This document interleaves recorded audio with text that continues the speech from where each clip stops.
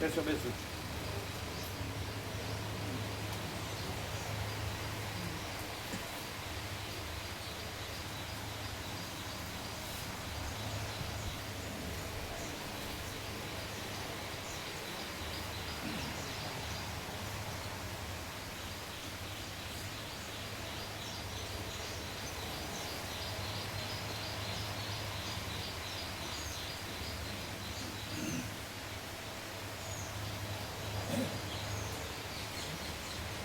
छब्बीस डिग्री वहाँ 26 डिग्री में पंखो जो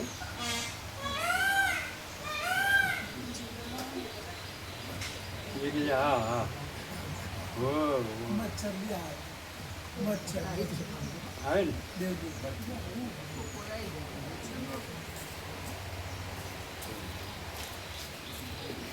ब्रह्म कृपा ही केवलम आनंद मंगल बधानी तबियत सारी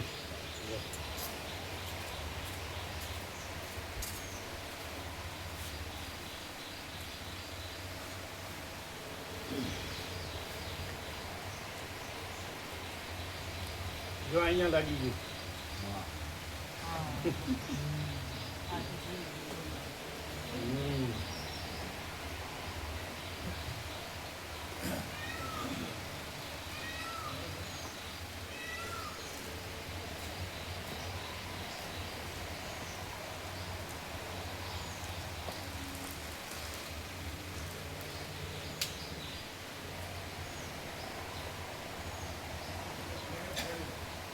ક્લિયર છે ને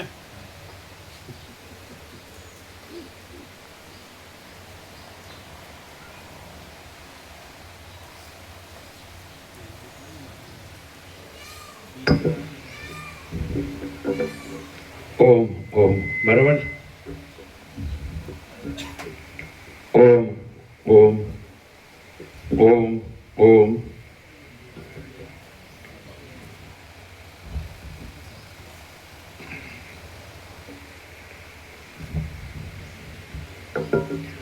ઓમ ઓમ ઓમ ઓમ ઓમ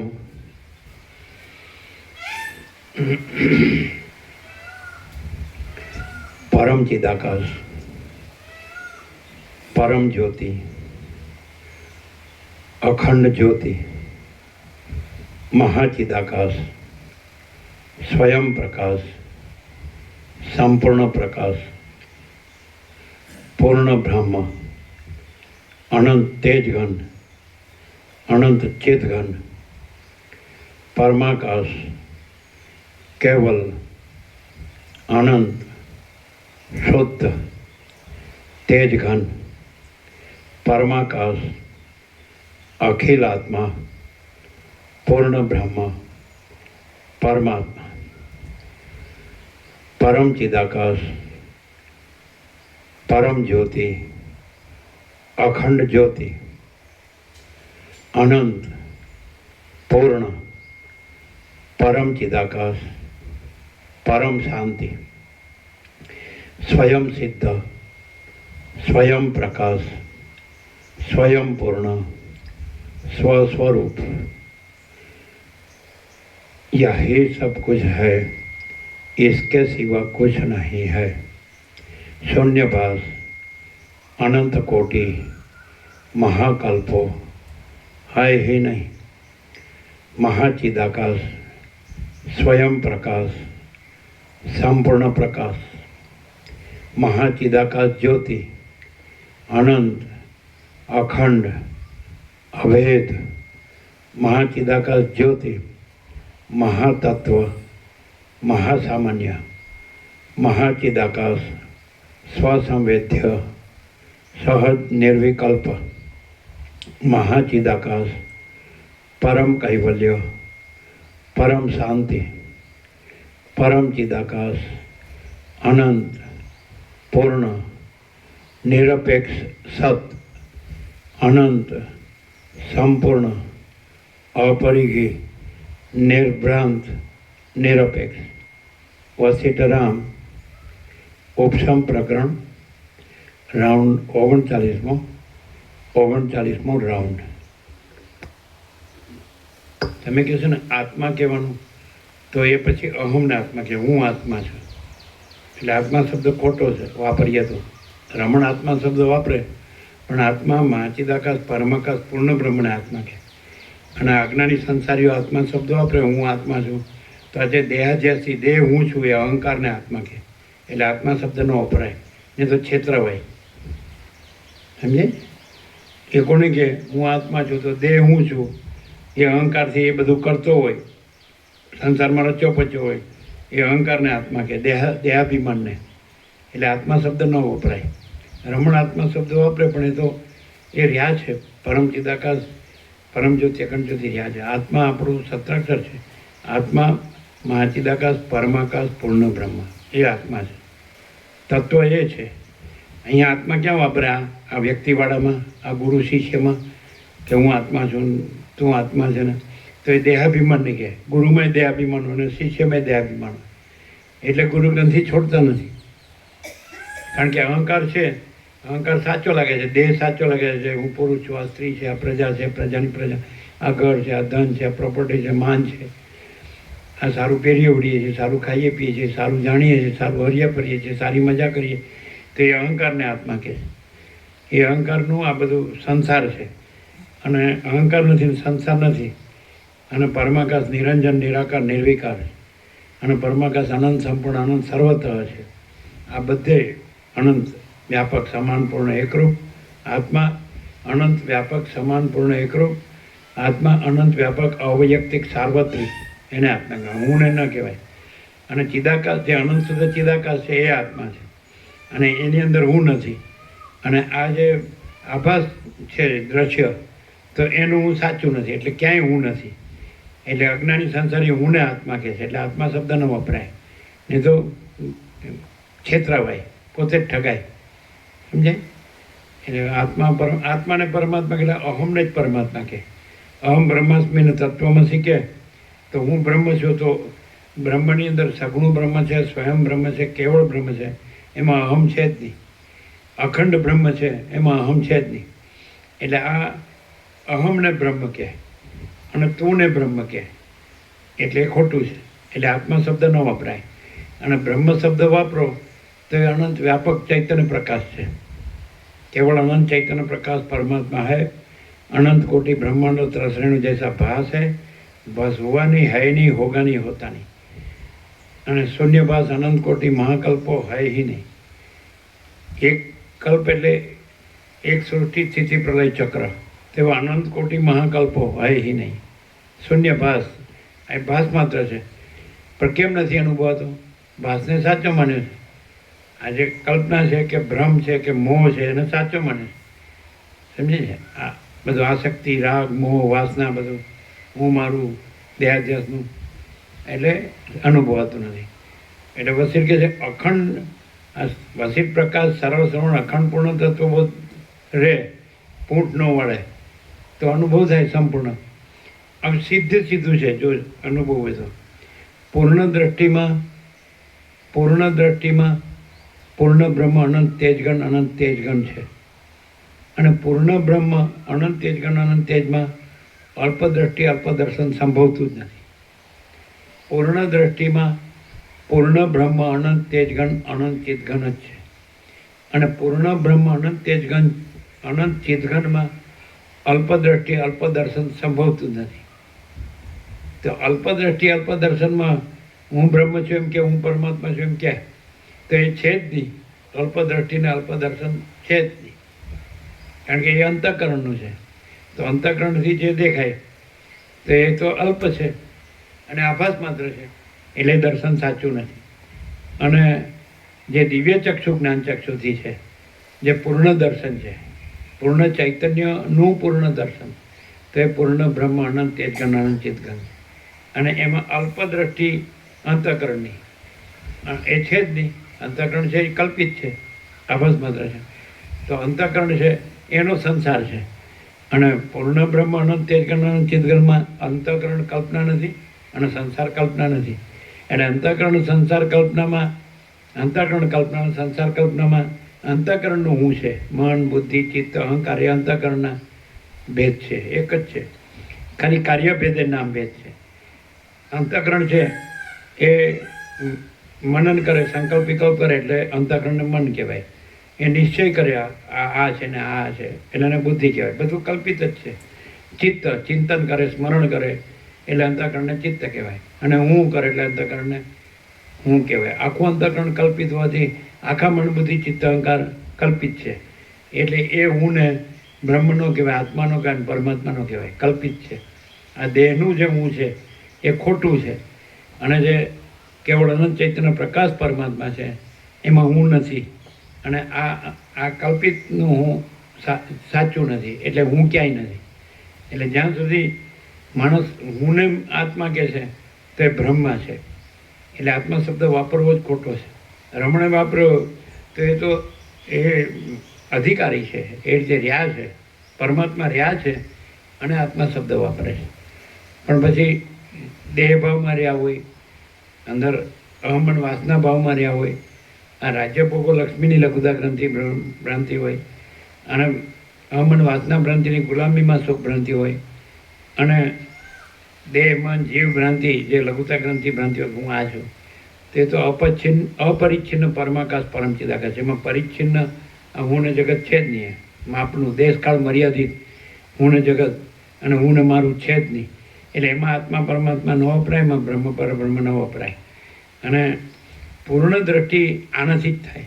વસિત પ્રકાશ સર્વ શ્રવણ અખંડ પૂર્ણ તત્વબોધથી પૂર્ણ દ્રષ્ટિ ખુલે અને પૂર્ણ બ્રહ્મ અનંત તેજગન અનંત ચેતગન અનુભવાય ને રહેવાય. અને બાકી બીજા કોઈથી, કોઈ શાસ્ત્ર ગુરુથી આવું ન રહેવાય, પૂર્ણ ન રહેવાય. આમાં પૂર્ણ દ્રષ્ટિ ખુલે.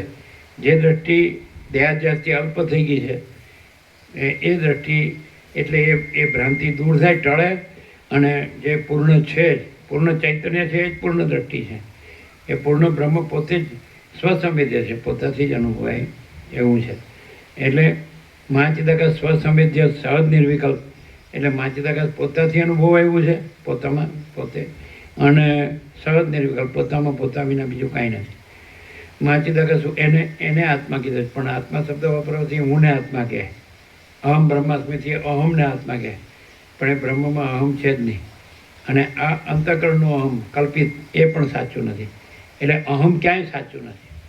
એટલે મહાચિદાકાશ સબ કુછ હૈ મેં કુછ નહીં હૈ, તો એમાં ક્લિયર થવાય. પણ એ બોલવાથી નહીં, ખાલી બોલે પણ હુંથી રહ્યો હોય ને હુંથી કરતો હોય તો કેવી રીતે ખબર પડે?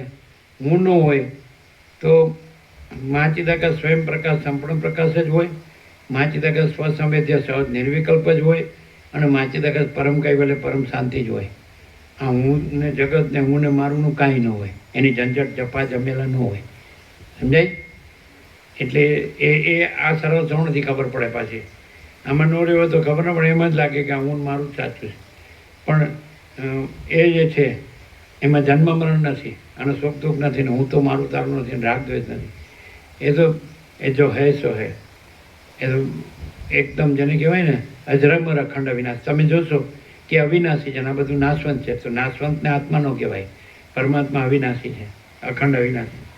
એટલે આ માણસો ખાલી બોલતા શીખી ગયા, પણ વર્તે છે ભ્રાંતિમાં કે હું આ દેહ છું, પછી આ પુરુષ છું, આ સ્ત્રી છું, આ પ્રજા છે, પ્રજાની પ્રજા છે, આ ઘર છે, આ ધન છે, આ પ્રોપર્ટી છે, જમીન જાયદાદ છે, સોનું છે, વાહન છે. અમે સારા કપડાં પહેરીએ છીએ, સારું પહેરીએ ઓઢીએ છીએ, સારું ખાઈએ પીએ છીએ, સારા મકાન દુકાન છે, સારું બધું જાણીએ છીએ. પણ એ બધું આભાસનું, એટલે ભ્રાંતિનું, આ સ્વપ્ન. સરસ્વતી લીલાને શું કીધું કે આ બધું અસત અસાર ને દુઃખ છે, સંસાર, અહંકાર ને સંસાર. અસત અસાર ને દુઃખ છે, અને મિથ્યા ને નાશવંત છે, અને સ્વપ્ન જેવું ને મૃતૃષ્ણના જળ જેવું છે. પણ કોઈ સાંભળતું જ નથી, કારણ કે એને તો અહંકાર જ છે, દેહાભિમાન જ છે કે બસ હું તો મજામાં જ છું. પણ પછી રાંડ્યા પછીનું ડાપણ કામનું નહીં. સમજાય? જાગ્યા ત્યારથી જ સવાર. જો આમાં પૂરેપૂરો લાગે રે પૂંઠ ન વળે તો એને ભાન થાય. એની પૂર્ણ જે તત્વદ્રષ્ટિ છે એ ખુલે. પછી પૂર્ણ બ્રહ્મ અનંત તેજગન અનંત ચિતગન એ તો સ્વસંવેદ્ય સહજ નિર્વિકલ્પ છે, પોતાથી પોતામાં અનુભવાય. પછી પૂર્ણ તત્વદ્રષ્ટિ પણ નથી. પેલી પામર દ્રષ્ટિ, યોગિક દ્રષ્ટિ અને તત્વદ્રષ્ટિ. તો વસિત કે છેલ્લે તત્વદ્રષ્ટિ પણ નથી. અને પૂર્ણ બ્રહ્મ અનંત તેજગન અનંત ચિતગન જ છે, જો હૈ સો હૈ. એટલે આત્મા શબ્દ વાપરીને પોતાને ઠગવાની જરૂર નહીં કે હું આત્મા છું. એ દેહાભિમાન રૂપી અહંકાર છે, એ આત્મા નથી. ગુરુમય દેહાભિમાન હોય છે એટલે જ અહંકારને મોટો કરે છે અને પૂજાવે છે. એમાં ક્યાં પૂજા છે? અનંતમાં ક્યાં પૂજા છે? अनंत ही अनंत है, अनंत में अनंत ही है. अनंत चैतन्य प्रकाश, अनंत चैतन्य शांति, जो है सो है.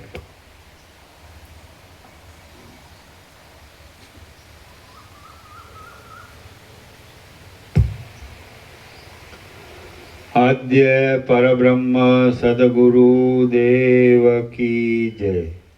ओम श्री परमात्मने नमः.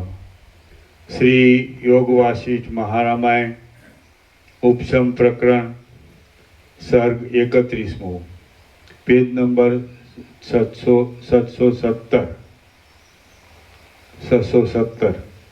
सर्ग 31मो. प्रहलादे खेदपूर्वक विचार करीने विष्णुनी भक्तिथी विष्णु भाव प्राप्त कर्यो.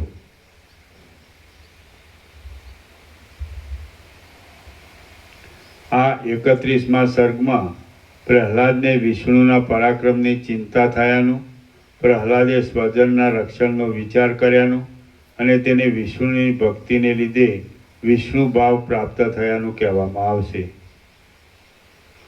वशिष्ठ बोल्या, आम विष्णुए पाताळनी गुफामां घणा घणा दानवोने मारी नाख्या. त्यारे दुखोथी घेरायेला मनवाळो प्रहलाद आ प्रमाणे विचारवा लाग्यो, हवे आपणो शो उपाय चाले? पाताळमां असुररूपी जे अंकुर कंईक चमत्कारी उत्पन्न थाय तेणे विष्णुरूपी मृग खाई गया विना रहतो नथी.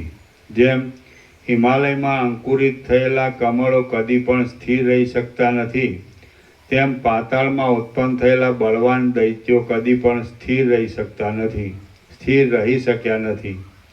प्रकाशित आकाशोवाळा, भारे गुवाटी करनारा अने जेमनो उदय थता साथे ज नाशनो आरंभ थाय छे एवा दैत्यो समुद्रना तरंगोनी पेठे उत्पन्न थईने नष्ट थई जाय छे. हाय हाय, बहारना तथा अंदरना अमारा सगळा प्रकाशने कौंसमां राज्यने तथा उत्साह आदिने हरी लेनारा अमारा शत्रुओ देवो अपूर्व अंधकारोनी पेठे वृद्धि पाम्या छे.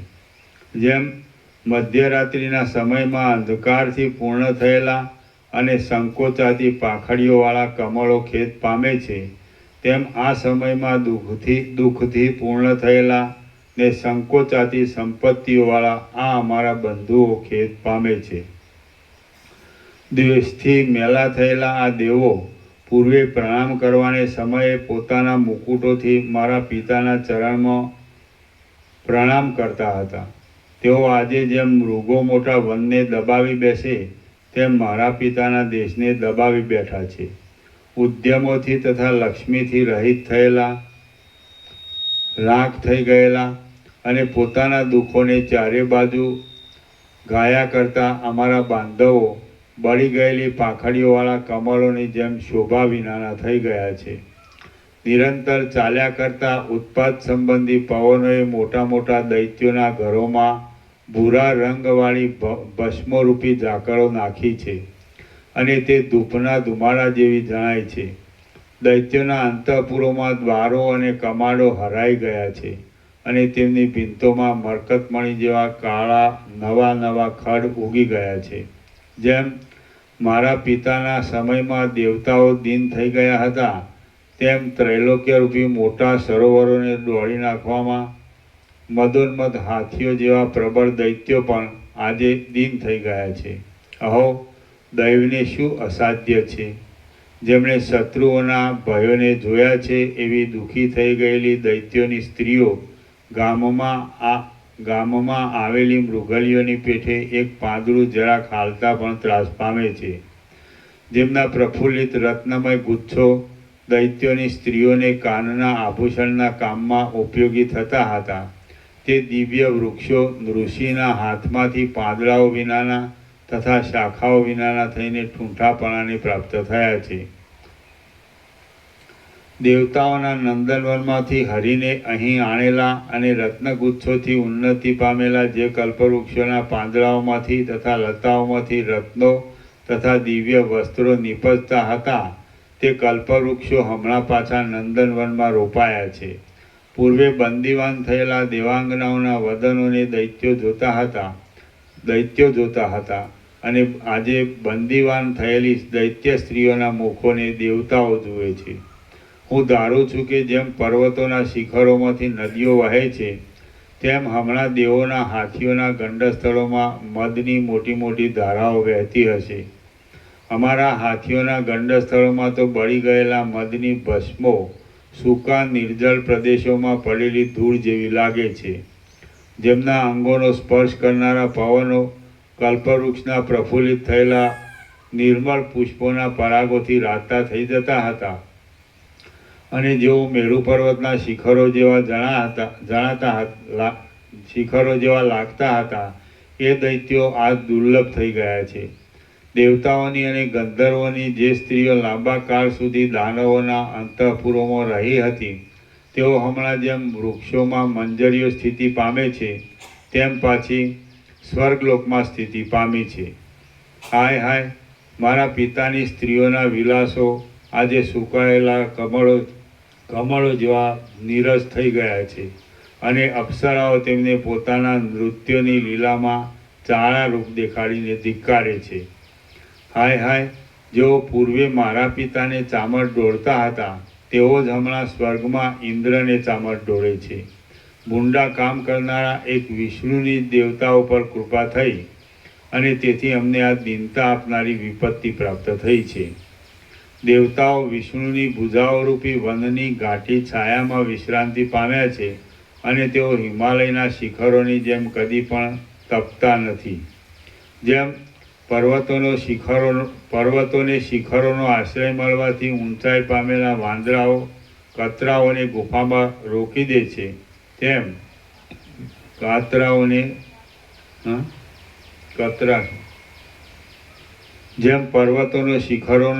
પર્વતોને શિખરોનો આશ્રય મળવાથી ઊંચાઈ પામેલા વાંદરાઓ કાતરાઓને ગુફામાં રોકી દે છે, તેમ જેમ પર્વતોને શિખરોનો આશ્રય મળવાથી ઊંચાઈ પામેલા વાંદરાઓ કૂતરાઓને ગુફામાં રોકી દે છે, તેમ વિષ્ણુના પરાક્રમનો આશ્રય મળવાથી ઊંચાઈ પામેલા દેવતાઓએ એમને પાતાળમાં રોકી દીધા છે. જેમ કમલિનીઓના કમળો ઉપર હિમના બિંદુઓ જોવામાં આવે છે, તેમ હમણાં અલંકારોને પણ શોભા આપનારા દૈત્યોની સ્ત્રીઓના મુખો ઉપર આંસુઓના ટીપા જોવામાં આવે છે. આ જગતરૂપી જૂના મંડપની ભીંતો દૈત્યોના પરાક્રમથી વિંખાઈ ગઈ હતી, ભેદાઈ ગઈ હતી અને પડી જતી હતી. તે જ મંડપ આજે ઇન્દ્ર નીલમણીઓના થાંભલાઓ જેવી વિષ્ણુની ભુજાઓથી ટકી રહ્યા છે. જેમ કાચબાએ ક્ષીરસાગરની અંદર ડૂબી ગયેલા મંદરાચલને બહાર કાઢીને ધારણ કરી રાખ્યો હતો, તેમ વિષ્ણુએ વિપત્તિમાં ડૂબી ગયેલા દેવતાઓના સૈન્યને હમણાં બહાર કાઢીને ધારણ કરી રાખ્યું છે. જેમ પ્રલયકાળનો પવન મેરુ આદિ મોટા મોટા પર્વતોને પાડી દે છે, તેમ વિષ્ણુએ જ મારા પિતા આદિ સઘળા મોટા મોટા દૈત્યોને પાડી દીધા છે. દેવતાઓના સમૂહને આશ્રય આપનારો અને જેની ભુજાઓનો પ્રતાપરૂપી અગ્નિ સઘળા જગતનો સંહાર કરવામાં પણ સમર્થ છે, એવો એક વિષ્ણુ જ અમને વિષમ થઈ પડ્યો છે. દૈત્યોના હસ્ત સમૂહરૂપી વનને કાપી નાખવામાં કુહાડાની ઉપમા ધરાવનારા એ વિષ્ણુના પરાક્રમથી ઇન્દ્ર પરાક્રમશાળી થયો છે અને જેમ વાંદરો બાળકોને કનડગત કરે છે, તેમ તે દાનવોને કનડગત કરે છે. એ વિષ્ણુ આયુધો વિનાનો હોય તો પણ જીતી શકાય એવો નથી, કારણ કે એ જ વજ્ર જેવો દ્રઢ હોવાને લીધે શસ્ત્રોથી કે અસ્ત્રોથી કપાય એમ નથી. વિષ્ણુએ અમારા પૂર્વજોની સાથે ઘણા ભયંકર સંગ્રામો કર્યા છે અને તેમાં પરસ્પરની ઉપર પર્વતો ફેંકવામાં આવ્યા હતા.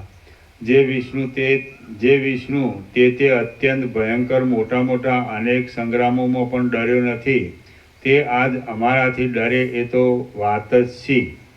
હું ધારું છું કે વિષ્ણુને ખુલ્લી રીતે વશ કરવાનો એક જ ઉપાય છે, તે વિના બીજો એકે ઉપાય નથી.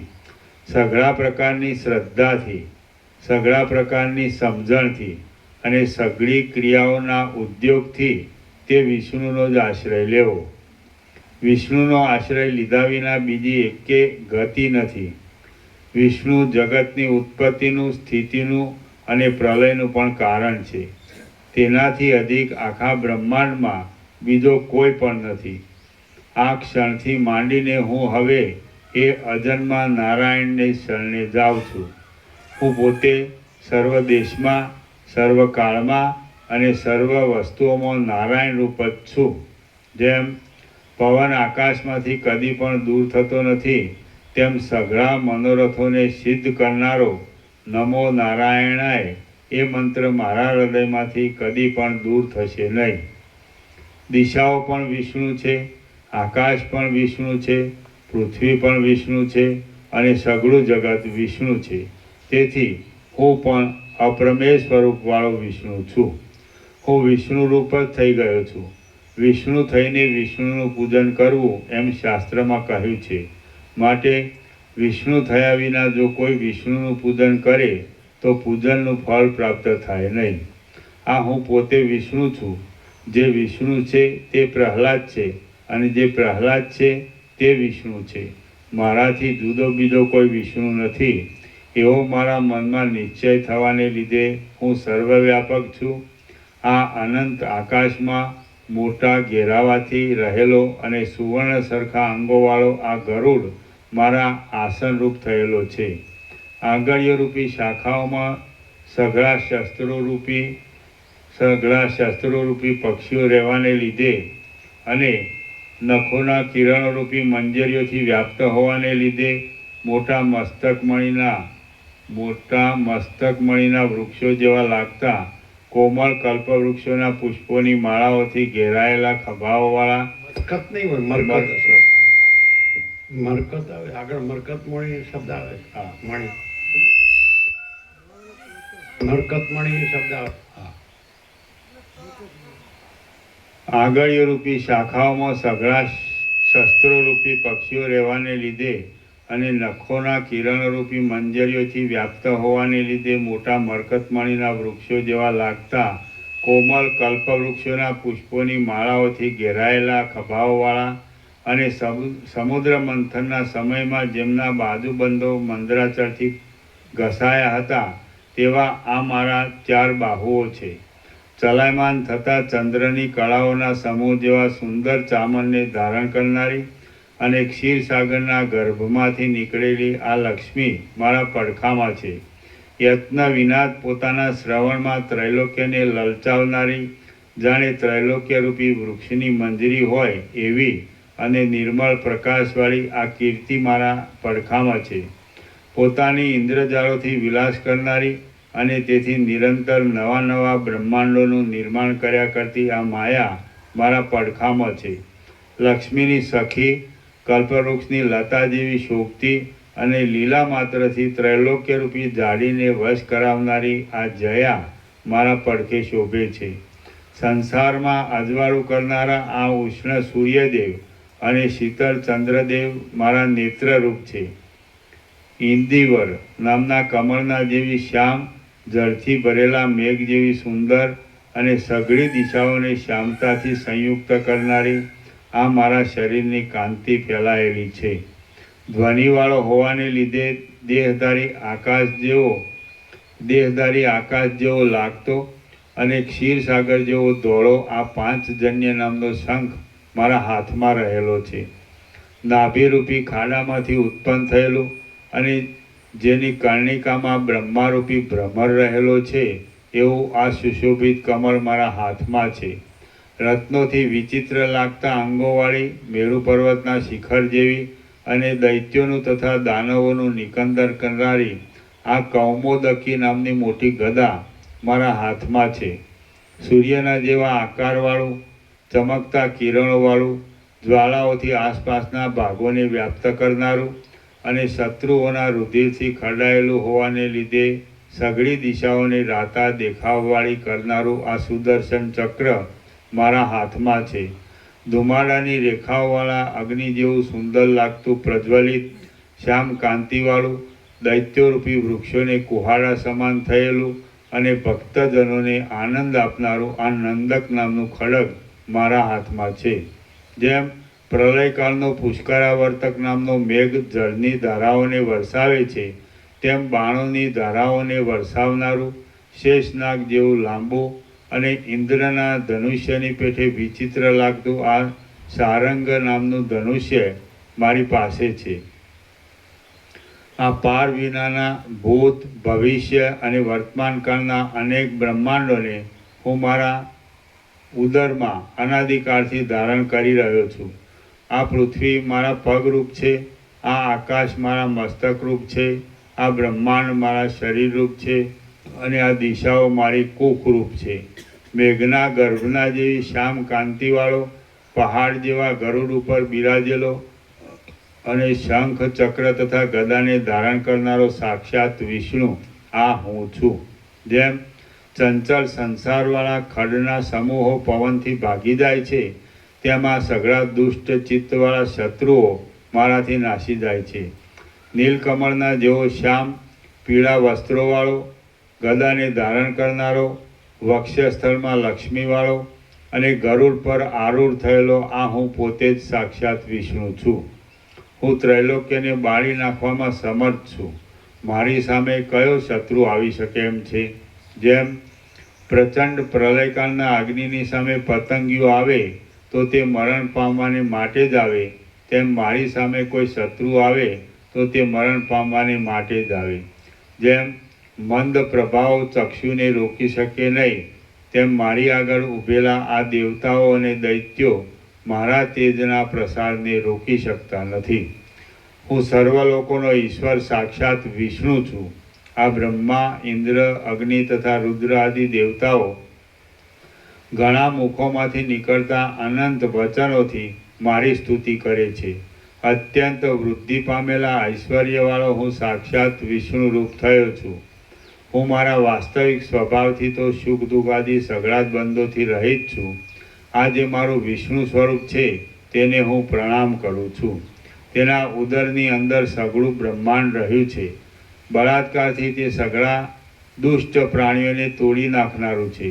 વાદળા, પર્વતો, ખડ તથા વન આદિ સઘળા પદાર્થોમાં તે વ્યાપક થઈને રહે છે અને તે સઘળા પ્રકારના ભયોને મટાડનારું છે. શ્રી યોગ વાસિષ્ઠ મહારામાયણમાં ઉપશમ પ્રકરણનો પ્રહલાદ નારાયણી ભાવ નામનો સર્ગ 31મો સમાપ્ત. સર્ગ 32મો. પ્રહલાદે કરેલી વિષ્ણુ પૂજા અને તેથી દેવોને થયેલું આશ્ચર્ય. આ 32મા સર્ગમાં પ્રહલાદે કરેલી વિષ્ણુની માનસિક પૂજા, તે પછી દૈત્યોની સાથે કરેલી બાહ્ય પૂજા અને તે પછી એ વાત સાંભળીને દેવતાઓએ નારાયણને કરેલો પ્રશ્ન કહેવામાં આવશે. વશિષ્ઠ બોલ્યા, હે રામ, એ પ્રમાણે પ્રહલાદે પોતાના શરીરને ભાવનાથી નારાયણ રૂપ કર્યું અને પછી તે નારાયણનું પૂજન કરવાને માટે તેણે નીચે પ્રમાણે ચિંતવન કર્યું.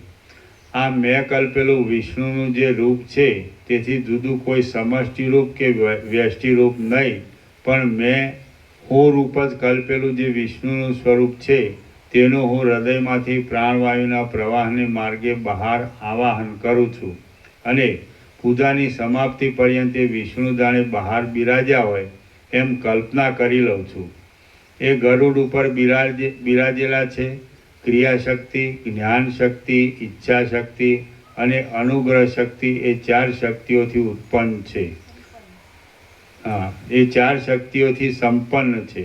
શંખ, ચક્ર, ગદા તથા કમળને ધારણ કરનારા છે. શ્યામ શરીરવાળા છે અને 4 ભુજાઓવાળા છે. એ ચંદ્ર તથા સૂર્યરૂપી 2 નેત્રોવાળા છે. વક્ષસ્થળમાં લક્ષ્મીને ધારણ કરનારા છે. સુશોભિત નંદક નામના ખડગથી ભક્તજનોને આનંદ આપનારા છે. વિશાળ નેત્રોવાળા છે. સારંગ નામના ધનુષ્યને ધારણ કરનારા છે અને મહાકાંતિમાન છે. પ્રથમ હું સઘળી સામગ્રીઓથી રમણીયતાવાળી માનસિક પૂજાથી એ વિષ્ણુનું એમના પરિવારો સહિત શીઘ્ર પૂજન કરીશ. તે પછી ફરીવાર બહારના વૈભવોથી ભરપૂર એવા ઘણા રત્નોવાળી બાહ્ય પૂજાથી એ મોટા દેવ વિષ્ણુનું હું પૂજન કરીશ. હે રામ, એ પ્રમાણે ચિંતન કરી પ્રહલાદ ઘણી સામગ્રીઓથી ભરપૂર કરેલી માનસિક પૂજાથી લક્ષ્મીપતિ ભગવાન વિષ્ણુનું પૂજન કરવા લાગ્યો. તેણે મનથી જ રત્નોના સમૂહોથી જડેલા પાત્રો વડે અભિષેક કર્યો, ચંદન આદિના લેપનો કર્યા, ધૂપો કર્યા, દીવાઓ કર્યા અને અનેક વૈભવોવાળા વિચિત્ર અલંકારો ધરાવ્યા. તેણે મંદાર નામના કલ્પવૃક્ષના પુષ્પોની માળાઓ ધરાવી અને સુવર્ણના કમળોનો સમૂહ સમર્પણ કર્યો. તેણે કલ્પવૃક્ષોની લતાઓના ગુચ્છોથી અને રત્નમય ગુચ્છોના મંડળોથી તેમનું પૂજન કર્યું. દિવ્ય વૃક્ષોના પલ્લવોથી, અનેક પ્રકારના પુષ્પોની માળાઓથી, પીળા કાંટા સરિયાના પુષ્પોથી, બોરસલીના પુષ્પોથી, મોગરાના પુષ્પોથી, ચંપકના પુષ્પોથી અને નીલકમળોથી તેણે તેમની પૂજા કરી. તેણે રાતા સૌગંધિક નામના કમળોથી, રાત્રે પ્રફુલ્લિત થનારા કુમુદ નામના કમળોથી, કાસડાના પુષ્પોથી, ખજૂરીના ફળોથી, આંબાના મોરથી, કેસુડાઓથી, આસોપાલવના પુષ્પોથી, ધોળા ધંતુરાના પુષ્પોથી, કરણના પુષ્પોથી, બીલીપત્રોથી અને કિરાતકના પુષ્પોથી પૂજન કર્યું. કદંબના પુષ્પોથી, નાની બોરસલ્લીના પુષ્પોથી, લીમડાના પુષ્પોથી, નગોડના પુષ્પોથી, જુઈના પુષ્પોથી અને કઠના પુષ્પોથી તેણે તેમની પૂજા કરી. તેણે ગુગળના પલ્લવોથી, બોરીંગણીના પુષ્પોથી, ગૌલાના પુષ્પોથી, રાતી કરેણના પુષ્પોથી, ધાતુઓથી રંગેલા પુન્નાગના પુષ્પોથી, આંબાઓથી, જંગલી આંબાઓથી, ગોરોચનથી, હળદીના પુષ્પોથી અને બહેડાના પુષ્પોથી પૂજન કર્યું. સાલિયા, તાડ તથા તમાલના પલ્લવોથી, પુષ્પોથી તથા લતાઓથી, કોમળ કળીઓના સમૂહોથી અને કેસરથી રંગેલા આંબાના મોરોથી તેણે તેમની પૂજા કરી. તેણે કેવડાના પુષ્પોથી, 100 પખડીઓવાળા કમળોથી, એલચીઓની મંજરીઓથી, ઘણી સુંદરતાવાળા સઘળા નૈવેદ્યાદિક ઉપચારોથી અને પોતાના શરીરના અર્પણોથી તેમનું પૂજન કર્યું. આમ જગતમાં જેટલા પ્રસિદ્ધ વૈભવો છે તે સઘળા વૈભવો વડે અને પરમ ભક્તિપૂર્વક પ્રહલાદે પોતાના અંતઃપુરમાં પોતાના સ્વામી ભગવાન વિષ્ણુનું માનસિક પૂજન કર્યું. માનસિક પૂજન પછી તે દાનવરાજ પ્રહલાદે તે જ અંતઃપુરમાં રહેલા દેવાલયમાં બહારના પ્રત્યક્ષ ચંદન પુષ્પાદિક ઉપહારોથી સંપન્ન કરેલી બાહ્ય પૂજાથી જનાર્દનનું પૂજન કરવાનો આરંભ કર્યો. જે ક્રમથી તેણે માનસિક પૂજન કર્યું હતું તે જ ક્રમથી બહારના પદાર્થોથી પણ વારંવાર વિષ્ણુનું પૂજન કરીને પ્રહલાદ બહુ પ્રસન્ન થયો. પછી પ્રહલાદે ત્યારથી માંડી પૂર્ણ ભક્તિપૂર્વક નિત્ય તે પ્રમાણે જ વિષ્ણુનું પૂજન કરવા માંડ્યું. પ્રહલાદની એ પદ્ધતિ જોઈને તે નગરમાં બીજા સઘળા દૈત્યો પણ ઉત્તમ વૈષ્ણવો થયા. રાજા સદાચારથી વર્તે તો સઘળી પ્રજા પણ સદાચારથી વર્તે એ સ્વાભાવિક જ છે. હે રામ, સઘળા દૈત્યો વિષ્ણુના દ્વેષને ત્યજી દઈને વિષ્ણુના ભક્ત થયા છે એ વાત અંતરિક્ષમાં પહોંચી અને સ્વર્ગલોકમાં પણ પહોંચી ગઈ. હે રામ, મરુદગણો સહિત ઇન્દ્ર આદિ દેવો એ વાતથી વિસ્મય પામ્યા કે દૈત્યોએ તે વળી વિષ્ણુની ભક્તિ કેમ સ્વીકારી હશે. આમ વિસ્મયથી આકુળ થયેલા તે દેવો સ્વર્ગલોકમાંથી નીકળ્યા અને ક્ષીરસાગરમાં શેષ નાગના શરીર પર બિરાજેલા તે સમર વિજયી શ્રી વિષ્ણુ પાસે ગયા. ત્યાં જઈને તેમણે વિષ્ણુને દૈત્યોનું સઘળું વૃત્તાંત કહી સંભળાવ્યું અને પછી એમને નીચે પ્રમાણે અપૂર્વ વિસ્મયની વાત પૂછી. દેવતાઓ બોલ્યા, હે ભગવાન, દૈત્યો તો સર્વદા આપના દ્વેષી જ હતા. તેઓ હમણાં આપના અત્યંત ભક્ત થઈ ગયા છે એ શું? આ તો આપની માયા હોય એમ જણાય છે. અત્યંત દુરાચારવાળા અને ધર્મના દ્રઢ માર્ગોને પણ તોડી નાખનારા દૈત્યો ક્યાં અને છેલ્લા ઉત્તમ જન્મોમાં જ મળે એવી જનાર્દનની ભક્તિ ક્યાં? હે ભગવાન, પામર પુરુષ ગુણવાન થયો એ વાત ઉત્પાત રૂપે સમય વિના થયેલી પુષ્પોની પંક્તિની પેઠે સુખદાયી પણ થાય છે. અને દુઃખદાયી પણ થાય છે. જ્યાં જે યોગ્ય ન હોય ત્યાં તે શોભતું નથી.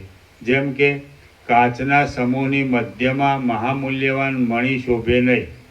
જે જીવ જે પંક્તિનો હોય તે જીવ તે પંક્તિમાં શોભે. જો કે કૂતરા અને બકરા સમાન કદના હોય છે તો પણ બકરાઓની પંક્તિમાં કૂતરો શોભે જ નહીં.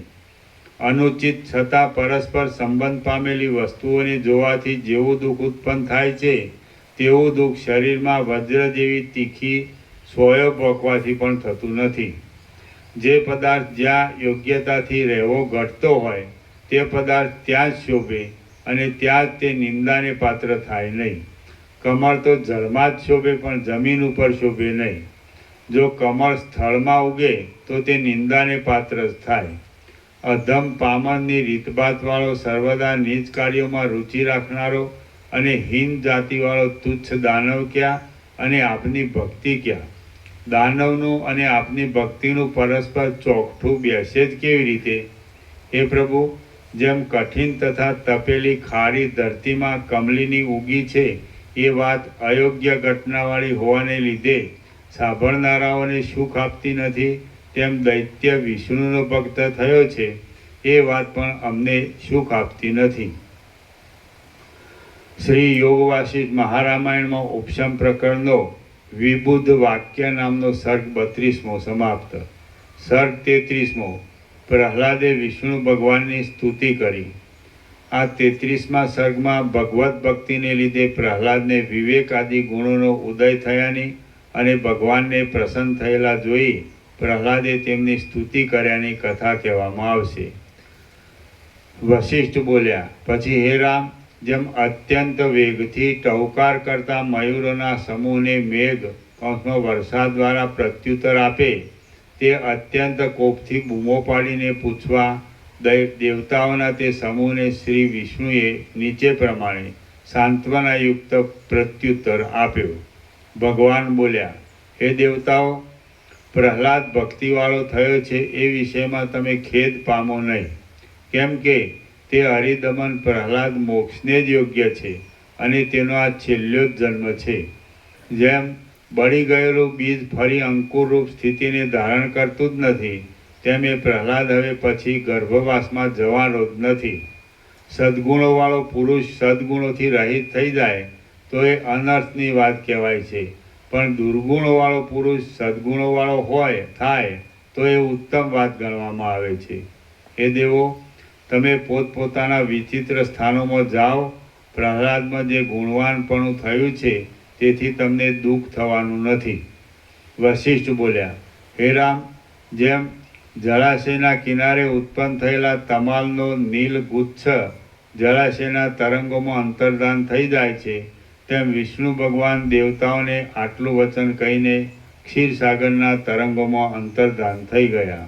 જેમ મંદરાચળે ઉછાળેલા ક્ષીર સમુદ્રમાંથી ઉડીને જળકણો પાછા ક્ષીરસાગરમાં જાય, તેમ વિષ્ણુને પૂછવાની ઈચ્છાથી સ્વર્ગમાંથી સમુદ્રમાં ગયેલા દેવતાઓ વિષ્ણુનું પૂજન કરીને પાછા સ્વર્ગમાં ગયા.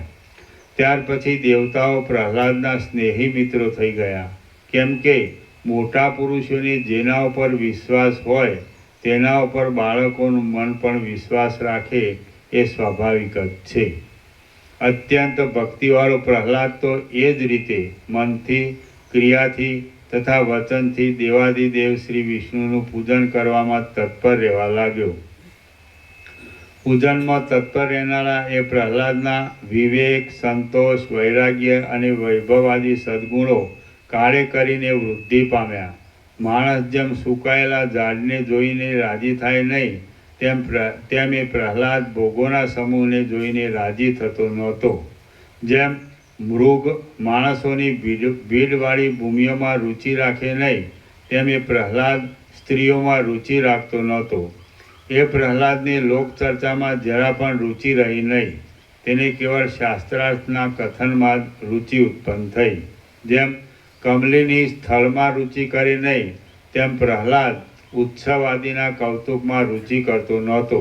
જેમ વિંધ્યા વિનાનું નિર્મળ મોતી બીજા મોતીઓની સાથે પરોવી શકાય નહીં, તેમ પ્રહલાદનું ચિત્ત ભોગોરૂપી રોગોના સંબંધમાં પરોવાયેલું નહોતું. ભોગ આદિની કલ્પનાઓથી રહિત થયેલું પણ બ્રહ્મ વિદ્યારૂપી વિશ્રાંતિમાં નહીં પહોંચેલું પ્રહલાદનું ચિત્ત વચમાં રહેવાને લીધે જાણે હિંડોળામાં હિંચકતું હોય એવી સ્થિતિમાં રહ્યું હતું.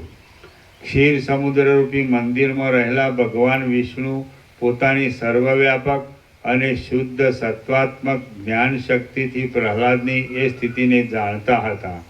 પછી ભક્ત લોકોને આનંદ આપનારા શ્રી વિષ્ણુ પાતાળના માર્ગમાંથી પ્રહલાદના પૂજન કરવાના દેવાલયમાં પ્રહલાદના આવ્યા પહેલો જ પધાર્યા. દૈત્યોના મોટા રાજા પ્રહલાદે કમળ સમાન નેત્રોવાળા એ વિષ્ણુ ભગવાનને પધારેલા જાણીને બમણા ઉપચારોથી સમૃદ્ધ કરેલી પૂજા વડે પ્રેમપૂર્વક તેમનું પૂજન કર્યું. પૂજાના ઘરમાં પધારીને પ્રત્યક્ષ રીતે બિરાજેલા એ વિષ્ણુ ભગવાનને જોઈને પ્રહલાદ અત્યંત પ્રસન્ન થયો અને ભક્તિભરી વાણીથી નીચે પ્રમાણે તેમની સ્તુતિ કરવા લાગ્યો. પ્રહલાદ બોલ્યો, આપ ત્રૈલોક્યની સ્થિતિના સુંદર ભંડાર રૂપ છો, સઘળા દોષોને હરનાર છો, સ્વયં પ્રકાશ છો, અનાથના નાથ છો, શરણાગતનું અત્યંત રક્ષણ કરનારા છો, સઘળી શક્તિઓથી સંપન્ન છો, દુઃખોને ટાળનારા છો, અજન્મા છો, સર્વદા સ્વરૂપમાં જ રહેલા છો અને સર્વ લોકોના ઈશ્વર છો. હું આપને શરણે આવું છું. આપ કુવલય નામના કમળ જેવા તથા નીલમણી જેવા શ્યામ છો. શરદ ઋતુથી નિર્મળ થયેલા આકાશના ગર્ભ જેવા શ્યામ છો. ભ્રમરોની, અંધકારની તથા કાજળની કાંતિ જેવા કાંતિવાળા છો અને કમળને, ચક્રને તથા ગદાને ધારણ કરનારા છો. હું આપને શરણે આવું છું. આપ નિર્મળ છો, ભ્રમરના સમૂહ જેવા શ્યામ તથા શુદ્ધ સુકોમળ અંગોવાળા છો. ધોળી પાંખડીઓવાળા કમળની કળી જેવા શંખને ધારણ કરનારા છો. નાભી કમળમાં વેદરૂપી ગુંજારવ કરનારા બ્રહ્મારૂપી ભ્રમરને ધરનારા છો અને ભક્તજનોના હૃદય કમળોની પાંખડીઓમાં રહેનારા છો. હું આપને શરણે આવું છું. આપ શરદ ઋતુનું આકાશ છો. તે ધોળા નખોના સમૂહરૂપી તારાઓથી સંયુક્ત છે. મંદ હાસ્યથી શ્વેત લાગતા મુખરૂપી પૂર્ણચંદ્રના બિંબવાળું છે અને હૃદયમાં રહેતા કૌસ્તુભ મણિના કિરણોના સમૂહરૂપી મંદાકિની કૌંસમાં આકાશ ગંગાવાળું છે. હું આપને શરણે આવું છું. સર્જાયેલી સઘળી ગાઢ સૃષ્ટિ પણ આપનામાં મુક્તપણે જ રહે છે. આપ કદી પણ જન્મતા નથી અને કદી પણ વૃદ્ધિ પામતા નથી. આપ સર્વવ્યાપક છો, અનંત છો અને ઉત્તમ ગુણોથી આપ અનાદિ શરીરવાળા સુશોભિત છો અને પ્રલયકાળમાં વડના પાંદડામાં શયન કરનારા બાલ મુકુંદ છો. હું આપને શરણે આવું છું. નવા પ્રફુલ્લિત થયેલા નાભી કમળના પરાગોથી પીળા શરીરવાળા, લક્ષ્મીના પ્રકાશતા શરીરથી શણગારેલા વક્ષસ્થળવાળા, સાયંકાળ જેવા રાતા કેસરી ચંદનના લેપવાળા અને સુવર્ણ જેવા પીળા વસ્ત્રોથી શોભી રહેલા આપ પ્રભુને હું શરણે આવું છું. દૈત્યોરૂપી કમલિનીઓને આપ હિમપાત રૂપ છો. દેવતાઓ રૂપી કમલિનીઓને આપ સર્વદા ઉદય પામેલા સૂર્યબિંબ રૂપ છો.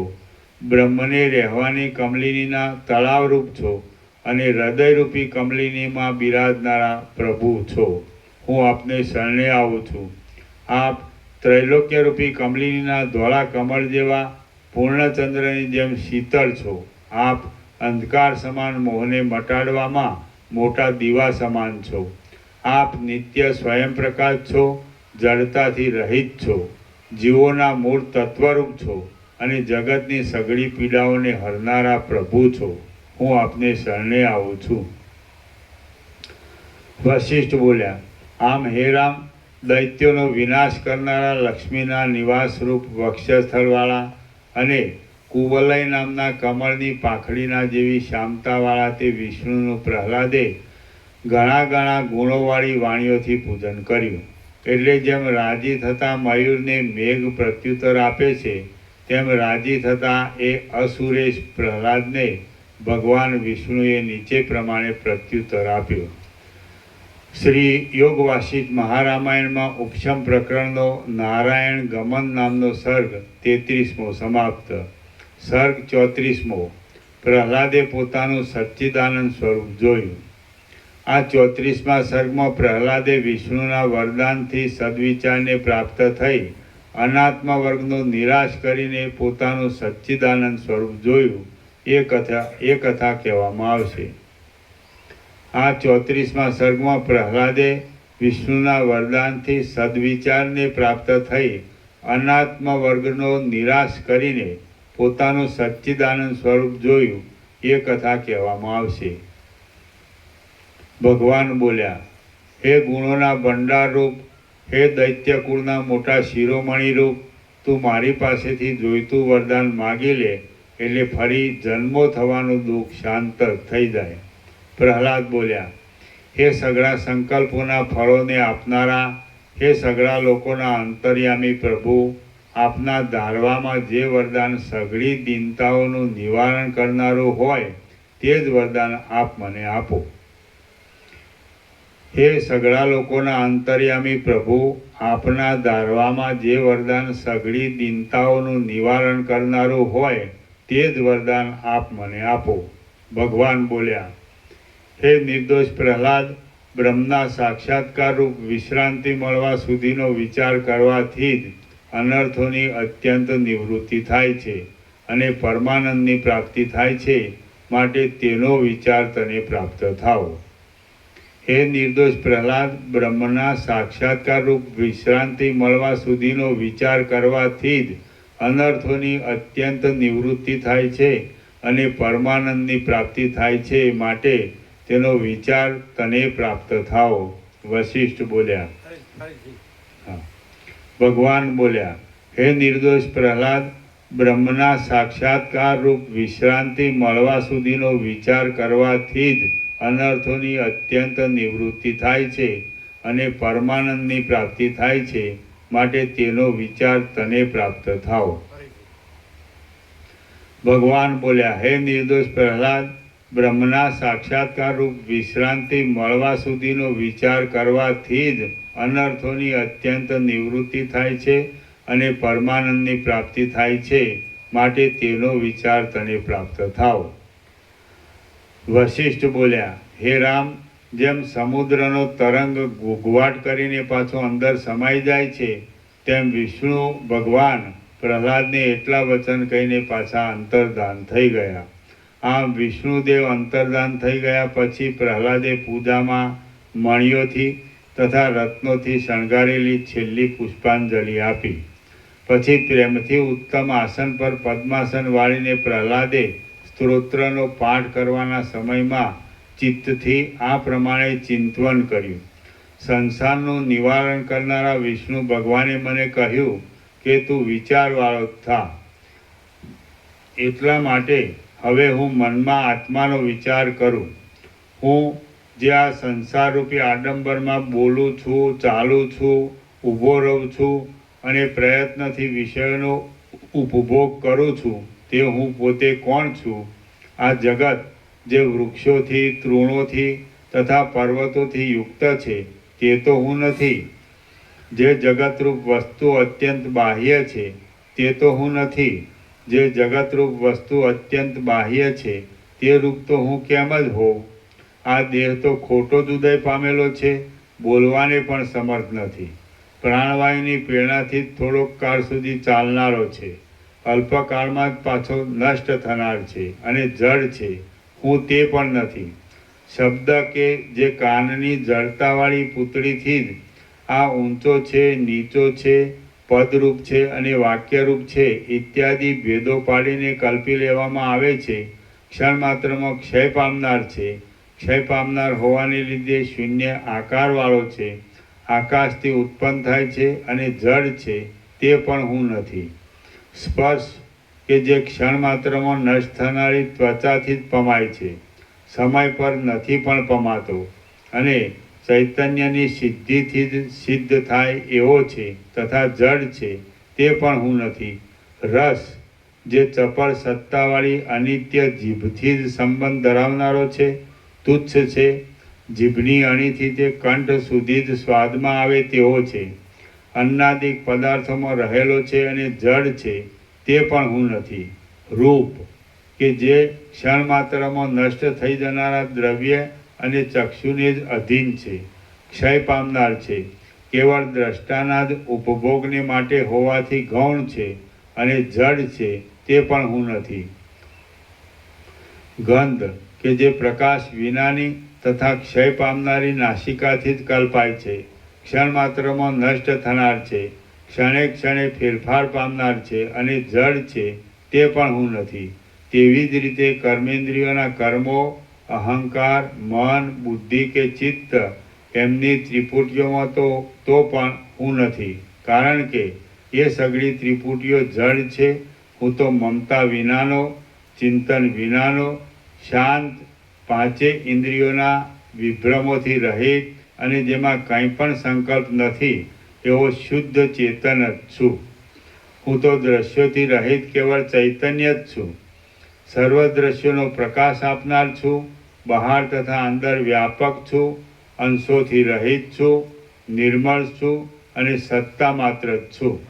ઘડાથી માંડીને સૂર્ય પર્યંત આ સઘળા પદાર્થો ઉત્તમ તેજવાળા આ ચૈતન્યરૂપ દીવાથી જ પ્રકાશિત થાય છે.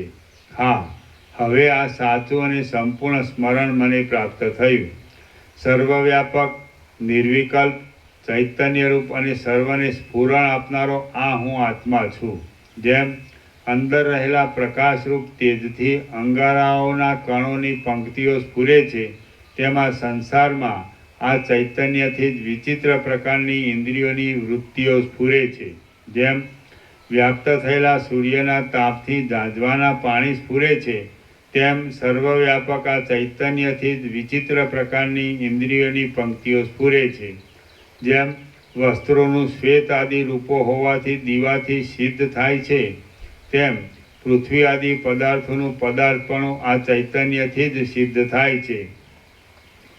જેમ અરીસો સઘળી વસ્તુઓના પ્રતિબિંબોનું સ્થળ છે, તેમ આ આત્મા જ સઘળા પ્રાણીઓના દેહ, ઇન્દ્રિય આદિ અનુભવોનું સ્થળ છે. આ એક નિર્વિકલ્પ ચૈતન્યરૂપી દીવાના અનુગ્રહથી જ સૂર્ય ઉષ્ણ છે, ચંદ્ર શીતળ છે, પર્વત ઘનરૂપ છે અને બળ દ્રવરૂપ છે. આકાશમાંથી વાયુ થયો, વાયુમાંથી તેજ થયું, તેજમાંથી જળ થયું અને જળમાંથી પૃથ્વી થઈ ઇત્યાદિ ક્રમથી અનુભવમાં આવેલા સઘળા પદાર્થોની ઉત્પત્તિ સંબંધી વ્યવસ્થાનું મુખ્ય કારણ એ વ્યાપક ચૈતન્ય જ છે. ચૈતન્યનું કારણ બીજું કોઈ પણ નથી. જેમ પૃથ્વી આદિનું તપ્તપણું સૂર્યના તાપથી જ ઉદય પામે છે, તેમ ક્રમથી અનુભવમાં આવતા સઘળા પદાર્થોનું પદાર્થપણું આ આત્માથી જ ઉદય પામે છે. જેમ હિમથી જ શીતળપણું ઉત્પન્ન થયું છે, તેમ વાસ્તવિક રીતે નિરાકાર અને અવિદ્યાથી સઘળા કારણોના કારણરૂપ આ આત્માથી આ જગત ઉત્પન્ન થયું છે. બ્રહ્મા, વિષ્ણુ, ઇન્દ્ર અને રુદ્ર આદિ આ જગતની સ્થિતિના કારણોરૂપ છે, પણ તેમનું પણ આદિ કારણ આ ચૈતન્ય જ છે. ચૈતન્યનું કારણ બીજું કોઈ નથી. આ હું સાક્ષીથી પ્રકાશતા દ્રષ્ટા અને દ્રશ્ય ઇત્યાદિ નામોથી રહિત છું અને નિત્ય સ્વયં પ્રકાશ છું. હું તેને જ પ્રણામ કરું છું. આત્માથી જુદી સત્તા વિનાના આ સઘળા પદાર્થો એ સર્વના અધિષ્ઠાનભૂત નિર્વિકલ્પ ચિદાત્મામાં જ ઉત્પન્ન થયા કરે છે, રહે છે અને પાછા લીન થાય છે. આ ચૈતન્યરૂપ જે અંતરાત્મા છે, તે જે વસ્તુનો સંકલ્પ કરે છે, તે વસ્તુ જ સર્વત્ર ઉત્પન્ન થાય છે. એ વસ્તુ સૂક્ષ્મરૂપથી કારણમાં રહેલી હોય તો પણ આત્માના સંકલ્પ વિના પ્રકટ થાય નહીં. ચૈતન્ય જે વસ્તુને સ્ફુરણ તથા સત્તા આપીને સંકલ્પથી પ્રકટ કરે છે, તે જ વસ્તુ વ્યવહારના વિષયપણાને પ્રાપ્ત થાય છે. ચૈતન્ય જે વસ્તુને સ્ફુરણ તથા સત્તા આપીને સંકલ્પથી પ્રકટ કરતું નથી, તે વસ્તુ કદાચ હોય તો પણ નષ્ટ જ છે. આ ઘટપટ આદિ વિકારોવાળી જગત સંબંધી અનેક પ્રકારની પદાર્થોની પંક્તિઓ આ ચિદાકાશ રૂપી મોટા અરીસામાં સંકલ્પથી જ જોવામાં આવે છે. સંકલ્પ વૃદ્ધિ પામે તો એ વસ્તુઓ વૃદ્ધિ પામે છે, અને સંકલ્પ ક્ષય પામે તો એ વસ્તુઓ ક્ષય પામે છે. જેમ સૂર્યનું પ્રતિબિંબ અનિર્વચનીય હોય છે, અનિર્વચનીય છે, તેમ આત્મામાં રહેલું આ કાર્યકારણરૂપ જગત પણ અનિર્વચનીય છે. આ ચૈતન્ય જો કે સઘળા પ્રાણીઓની અદૃશ્ય છે, તો પણ જેમનું ચિત્ત ગલિત થયું હોય છે તેમને તે દ્રશ્ય છે. મહાત્મા પુરુષો જ આ અતિ નિર્મળ પરમ ચિદાકાશને જુએ છે. વ્યવહારો રૂપી ભ્રમરોવાળી અનેક દ્રશ્યો રૂપી આ સુંદર મંજરી આ આત્મારૂપી વૃક્ષમાંથી ઉદય પામે છે. જેમ વિચિત્ર પ્રકારના વૃક્ષ તથા ઝાડવાળી વનોની પંક્તિ પર્વતમાંથી ઉદય પામે છે, તેમાં સંસારરૂપી ચપળ રચના આ ચૈતન્યમાંથી જ ઉદય પામે છે. બ્રહ્માંડમાં રહેનારા બ્રહ્માથી માંડીને તે તૃણ પર્યંતના પદાર્થમાં જે સત્તા અને સ્ફુરણ છે તે આત્મામાં જ છે. માટે સર્વમાં આ એક જ ચિદાત્મા પ્રકાશે છે. આ હું એક જ છું, સર્વમાં વ્યાપક છું, અને સઘળા સ્થાવર જંગમોની અંદર અનુભવ રૂપે રહ્યો છું. હું જે ચૈતન્ય જ છું તેમાં જ આ સંખ્યા આદિથી રહિત એવા સ્થાવર જંગમ નામના ઘણા ઘણા શરીરો છે. મારાથી અન્ય કોઈ અનુભવ ઘટતો નથી. એથી આ હું એક જ સ્વયં પ્રકાશ અનુભવરૂપ છું. દ્રષ્ટા, દર્શન અને દ્રશ્ય આદિ સઘળી ત્રિપુટીઓ મારાથી જ પ્રકાશે છે. માટે સર્વના હસ્તોથી હું હજારો હસ્તોવાળો છું, અને સર્વના નેત્રોથી હું હજારો નેત્રોવાળો છું. સર્વના હસ્તો એ જ મારા હસ્તો છે, અને સર્વના નેત્રો એ જ મારા નેત્રો છે. આ હું જ આકાશમાં સુંદર સૂર્યરૂપે વિહાર કરું છું, અને હું જ આકાશમાં વાયુ રૂપે વિહાર કરું છું. સર્વ અવયવોમાં શામતાવાળા, શંખ, ચક્ર તથા ગદાને ધારણ કરનારા અને સંપૂર્ણતાવાળા સઘળા સૌભાગ્યની પરાકાષ્ઠારૂપ આ વિષ્ણુ રૂપે હું જ જગતમાં વ્યવહાર કરું છું.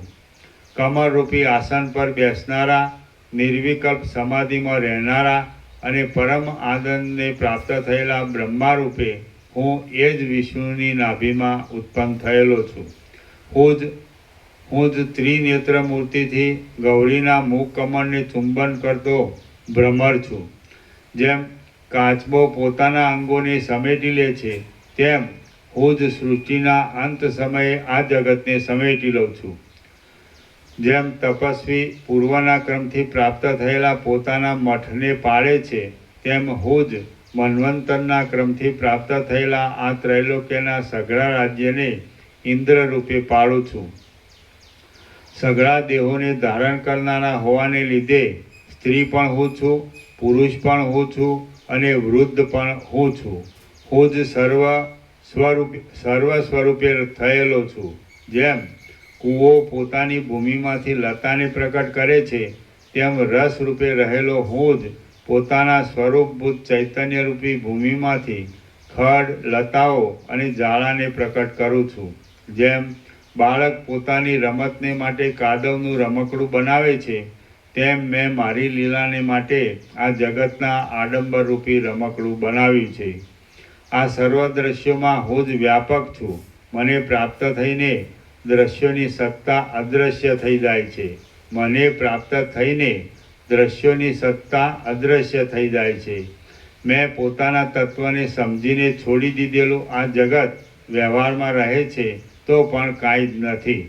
હું રૂપી મોટા ચૈતન્યમય અરીસામાં જે પ્રતિબિંબિત થયું છે, તે સઘળું મારાથી જુદું છે જ નહીં. કાંઈ પણ મારાથી જુદું હોવાનો સંભવ જ નથી. હું જ પુષ્પોમાં સુગંધરૂપ છું, અને પુષ્પોમાં તથા પાંદડાઓમાં કાંતિરૂપ હું જ છું. કાંતિમાં જે રૂપ છું તે હું છું, અને રૂપમાં પણ જે અનુભવ છે તે હું જ છું. આ સ્થાવર જંગમ જગતરૂપ જે કાંઈ દ્રશ્ય છે તે સઘળાના અધિષ્ઠાનરૂપ અને સઘળા સંકલ્પોથી રહિત પરમ ચૈતન્ય તત્વ હું જ છું. જે પહેલી રસ શક્તિ છે તે જ જળના સમૂહરૂપ થાય છે. પછી જળના સમૂહરૂપ થયેલ એ જ શક્તિ વૃક્ષોમાં શાખાઓ આદિની ઉત્પત્તિના કારણ રૂપે તથા ભીંતોમાં ખડ આદિની ઉત્પત્તિના કારણ રૂપે ફેલાયેલી છે. તે જ પ્રમાણે હું સઘળા પદાર્થોમાં તે કાર્યોની ઉત્પત્તિના કારણ રૂપે ફેલાયેલો છું. હું સર્વ પદાર્થોની અંદર ઉત્કૃષ્ટ સત્તા રૂપે રહેલો છું અને પોતાના સંકલ્પથી શરીરોમાં પ્રવેશ કરીને જુદા જુદા જીવો રૂપે દેખાવ આપું છું. જેમ દૂધની અંદર ઘી રહેલું છે અને જળની અંદર રસ રહેલો છે, તેમ સઘળા પદાર્થોની અંદર હું જ સત્તા રૂપે અને સ્ફુરણ રૂપે રહેલો છું.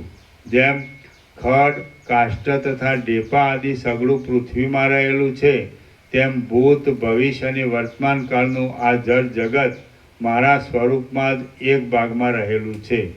સઘળી દિશાઓના અવકાશોથી ભરપૂર રહેલો, જરા પણ સંકોચરૂપી વિભ્રમથી રહિત, સર્વમાં રહેલો અને સર્વનો કરતા હું જ વ્યષ્ટિ રૂપે તથા સમષ્ટિ રૂપે રહેલો છું. અહો, શસ્ત્રોથી દેવોનો નાશ કર્યા વિના જ અને ઇન્દ્રને બાંધી લીધા વિના જ આ જગતનું અપૂર્વ અને વિસ્તીર્ણ રાજ્ય વગર માગે મને મળી ચૂક્યું. અહો, હું અત્યંત વિશાળ સ્વરૂપવાળો છું. જેમ કલ્પના અંતે પવને ચલાયમાન કરેલો પ્રલય સાગર પોતાનામાં સમાય નહીં, તેમ હું પણ પોતાથી પોતામાં સમાતો નથી.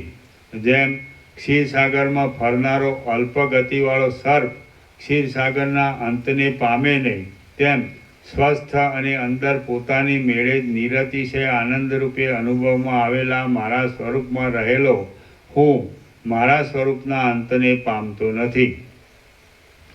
આ મારા સ્વરૂપમાં કલ્પાયેલી બ્રહ્માંડરૂપી ગુફા તો બહુ જ નાની અને સાંકડી છે, કારણ કે જેમ હાથી બીલામાં સમાય નહીં, તેમ મારું વિસ્તીર્ણ સ્વરૂપ આ બ્રહ્માંડમાં સમાતું નથી. મારું રૂપ બ્રહ્મલોકથી પેલી પાર અને બ્રહ્મલોકની પણ ઉપર રહેલા સઘળા તત્વોની પણ પેલી પાર આગળ વધતું જાય છે. તે હજી સુધી પાછું વળતું નથી. કૌંસમાં વાસ્તવિક વિસ્તારની આ આગળ વધતા જવા રૂપે આગળ વધવા જવા રૂપે કલ્પના છે એમ સમજવું. આટલા કાળ સુધી આ દેહાદી હું છું એવી ખોટી કલ્પના મને ક્યાંથી થઈ હતી? હું કે જે છેડા વિનાના આકારવાળો છું તેનું એ કલ્પનાથી તો સ્વલ્પપણું થઈ ગયું હતું. આ તું છે અને આ હું છું એ તો ખોટી ભ્રાંતિ જ છે. દેહ કોણ છે? અદેહ કોણ? મુઓ કોણ છે? અને જીવતો પણ કોણ છે? કશું નથી. જો દેહ તથા પ્રાણ સિદ્ધ થાય તો જ એ સઘળું સંભવિત છે, પણ દેહ તથા પ્રાણ પોતે મુદ્દલ સિદ્ધ જ થતા નથી. બિચારા મારા બાપ દાદાઓ શુદ્ર બુદ્ધિવાળા જ હતા કે જેઓ આ બ્રહ્મ વિદ્યારૂપી ચક્રવર્તીપણાને ત્યજીને સંસારની ભૂમિકાઓમાં જ રમ્યા હતા. બ્રહ્મપણાથી ઉન્નતિ પામેલો અને ભરપૂરપણાવાળો આ મોટો વિચાર ક્યાં અને ભયંકર આશાઓને લીધે સર્પો જેવા ભયંકર રાજ્યના વૈભવો ક્યાં? અનંત આનંદનો ઉપભોગ આપનારો અને પરમ ઉપશમથી શોભનારો આ શુદ્ધ ચૈતન્યમય વિચાર સઘળા વિચારોથી ઉત્કૃષ્ટ છે. હું સઘળા પદાર્થોની અંદર સત્તા રૂપે રહેલો છું, દ્રશ્યોથી રહિત ચૈતન્યરૂપ છું અને સઘળા જીવોના સ્વરૂપભૂત છું. માટે હું મને જ વારંવાર પ્રણામ કરું છું. જેમ ખાધેલા અન્નને પચાવી દેવામાં જેમ જેણે સંસારને પચાવી દીધો છે, તેવો હું જન્મરહિત થયો છું. સઘળા અનર્થોની વૃત્તિ નિવૃત્તિને પ્રાપ્ત થયો છું. જે પામવાનું છે તેને પામી ચૂક્યો છું. જીવનને સફળ કરી ચૂક્યો છું. મહાત્મા થયો છું અને સર્વથી ઉત્તમ થયો છું. આ બોધરૂપી અવિચળ અને ઉત્તમ સામ્રાજ્યને સર્વ બ્રહ્માંડોના અધિપતિપણાને ત્યજીને હું હવે રમણીયતા વિનાની અને મહાદુઃખરૂપી રાજ્યની વિભૂતિઓમાં રમીશ નહીં. મારો પિતા કે જે પોતાના આત્માને નહીં સમજેલો હોવાને લીધે લાકડા, જળ કે પથ્થરના બનાવેલા કિલ્લાઓનો આશ્રય લઈને પૃથ્વીમાં તળ સ્વામીપણાના અભિમાનથી રોળાયા કરતો હતો અને તેથી જ એક નીચ દાનવરૂપ તુચ્છ કીડા જેવો જ રહ્યો હતો. તેને ધિક્કાર છે. મારા પિતાએ મોટી ભૂલ કરીને જીવતા સુધી અવિદ્યામય શરીરને અવિદ્યામય પદાર્થોથી તૃપ્ત કર્યું. એ તે શું કર્યું? મારો પિતા હિરણ્યકશિપુ કેટલાયક વર્ષો સુધી આ ત્રૈલોક્યની લક્ષ્મીરૂપી નાની ઝૂંપડીને ભોગવીને એવું કયું યોગ્ય ફળ પામ્યો કે જેથી સઘળા અનર્થોની નિવૃત્તિ થાય? મારા પિતાએ આ આનંદનો સ્વાદ નહીં લેતા જગતના સેંકડો રાજ્યોનો સ્વાદ લીધો તો પણ કશો સ્વાદ લીધો નથી. જે પુરુષ આ બ્રહ્મ વિદ્યારૂપી પરમ અમૃતને પ્રાપ્ત થઈને અંદર ભરપૂર થયો હોય તે પુરુષ સંસાર સંબંધી કોઈ પણ સુખને પામ્યો ન હોય તો પણ સંપૂર્ણ અખંડિત સુખને પામ્યો છે. જે પુરુષ આ બ્રહ્મ વિદ્યારૂપી પરમ અમૃતને પ્રાપ્ત થઈને અંદર ભરપૂર થયો હોય તે પુરુષ સંસાર સંબંધી કોઈ પણ સુખને પામ્યો ન હોય તો પણ સંપૂર્ણ અખંડિત સુખને પામ્યો છે. જે પુરુષ આ ઉત્તમ પદનો ત્યાગ કરીને સંસાર સંબંધી અલ્પ સુખમાં રુચિ કરે તે મૂર્ખ કહેવાય. જે પુરુષ આ ઉત્તમ પદનો ત્યાગ કરીને સંસાર સંબંધી અલ્પ સુખમાં રુચિ કરે તે મૂર્ખ કહેવાય, પંડિત કહેવાય નહીં. ઊંટ જ દ્રાક્ષના સુંદર વેલાને ત્યજીને કાંટાઓમાં આસક્ત થાય, બીજા કોઈમાં આસક્ત થાય નહીં. આ સર્વોત્તમ વિચાર ત્યજીને ક્ષુદ્ર રાજ્યમાં તે કોણ રમે? કયો સમજુ પુરુષ શેરડીના રસને છોડીને કડવા લીમડાનો રસ પીવે? મારા સઘળા બાપ દાદાઓ મૂર્ખ જ હતા, કારણ કે તેઓ આ વિચારને ત્યજીને રાજ્યના સંકટમાં જ રમ્યા હતા. આ જ્ઞાન સંબંધી શીતળ વિચારો ક્યાં અને દેહાદિક ભોગ્ય પદાર્થોમાં અહમતા મમતાઓ ક્યાં? પ્રફુલ્લિત નંદનવનના પ્રદેશો ક્યાં અને સૂર્યના કિરણોથી બળેલા નિર્જન દેશના પ્રદેશો ક્યાં? જેથી રાજ્યની ઈચ્છા પણ કંઈ રહે નહીં તેવું સઘળું સંપૂર્ણ સુખ આ ચૈતન્યમાં છે. તો એ ચૈતન્ય તત્વનો અનુભવ શા માટે કરવો નહીં? ચૈતન્ય જ કે જે સર્વમાં રહેલું છે, સ્વસ્થ છે, સમ છે, નિર્વિકાર છે અને સર્વરૂપ છે, તેથી જ સર્વકાળમાં સઘળી રીતનું સંપૂર્ણ સુખ સારી પેઠે મળે છે. કારણ કે સ્વસ્થ, સમ અને નિર્વિકાર એવું એ પરમ ચૈતન્ય જ પોતાના સંકલ્પ માત્રથી જ સૂર્યના પ્રકાશની શક્તિને, ચંદ્રની અમૃતમય શક્તિને, બ્રહ્માની મહત્તા શક્તિને, ઇન્દ્રની ત્રૈલોક્યની સત્તા શક્તિને, સદાશિવની આનંદપૂર્ણ શક્તિને, વિષ્ણુની ઉત્કૃષ્ટ શક્તિને, મનની શીઘ્ર ગતિવાળી શક્તિને, વાયુની બળવાન શક્તિને, અગ્નિની દાહક શક્તિને, જળની તૃપ્ત કરનારી શક્તિને, મુનિઓની મોટા તપની સિદ્ધિ શક્તિને, બૃહસ્પતિની વિદ્યા શક્તિને, દેવોની આકાશ ગતિની શક્તિને, પર્વતોની સ્થિર શક્તિને, સમુદ્રની ગંભીર શક્તિને, મેરુની અત્યંત ઊંચાપણા રૂપી શક્તિને, બૌદ્ધોની શાંતિપૂર્ણ દયાળુ શક્તિને, મદિરાના મદથી ચપળતા કરનારી શક્તિને,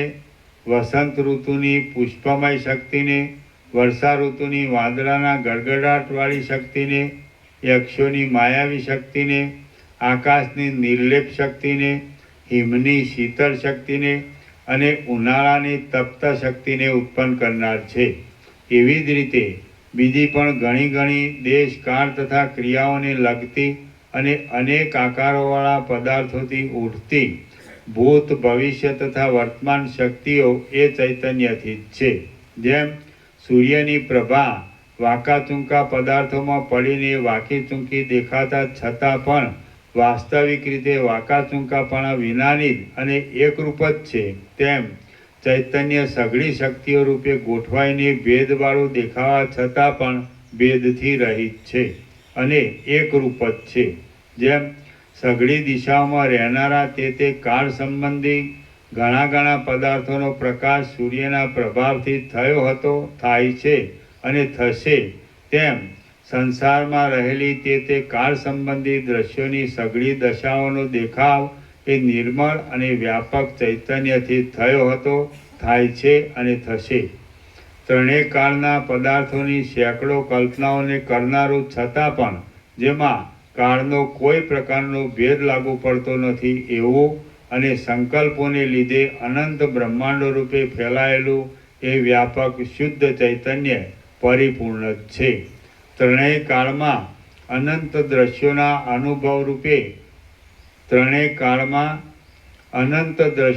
અનુભવ રૂપે જણાતા તે ચૈતન્યમાંથી ત્રણેય કાળના કલ્પિત દ્રશ્યોને દૂર કરી નાખતા અખંડ અનુભવ જ અવશેષ રહે છે કે જે સમતા કહેવાય છે અને પૂર્ણતા પણ કહેવાય છે.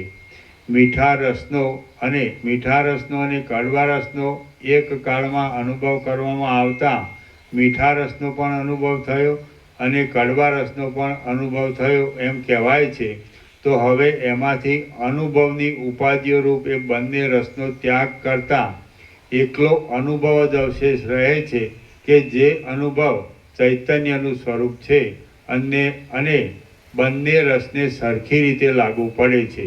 જેમ ઉપર કહ્યા પ્રમાણે મધના મીઠા રસને અને લીમડાના કડવા રસને અનુભવરૂપ ચૈતન્ય સરખી રીતે લાગુ પડ્યું તેમ સઘળા પદાર્થોને પણ એ અનુભવરૂપ ચૈતન્ય સરખી રીતે લાગુ પડે છે. કેમ કે તે ઉપાધિઓનો ત્યાગ કરતા એકલો અનુભવ જ અવશેષ રહે છે. ચૈતન્ય કે જે સૂક્ષ્મ છે, સર્વ પદાર્થોમાં ગૂંથાયેલું છે, સત્તારૂપ છે અને મુખ્ય અદ્વૈત રૂપ છે, તે જો પદાર્થોને પરસ્પરથી જુદા પાડનારા ભેદોના સંકલ્પોને ત્યજી દઈને એક જ કાળમાં સઘળા પદાર્થોને જુએ તો એકબીજાની સાથે સંબંધ ધરાવનારા પદાર્થો વિચિત્ર છતાં પણ એક રૂપે જ અનુભવમાં આવે છે. હવે ભેદોના સંકલ્પનો ત્યાગ કરવાનો ઉપાય હું કહું છું તે સાંભળો. કોઈ પણ દ્રશ્ય છે જ નહીં એમ દ્રશ્ય માત્રના અભાવનો આશ્રય